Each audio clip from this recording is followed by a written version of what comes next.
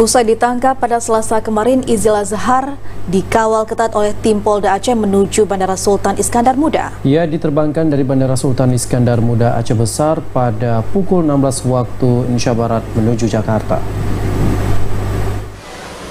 Beginilah proses pengamanan ex-Panglima GAM di kawasan Polda Aceh pada Senin 25 Januari 2023 usai diperiksa di Ditreskrimum Polda Aceh.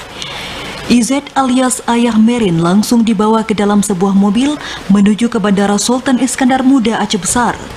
Kejadian tersebut berlangsung begitu cepat sekiranya pada pukul 14.00 waktu Indonesia Barat di kawasan Polda Aceh.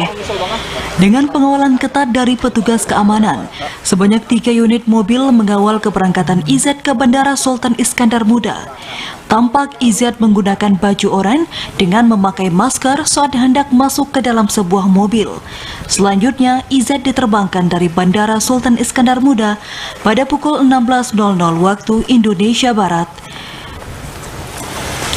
Dari Banda Aceh, Hidayatullah, TVRI melaporkan.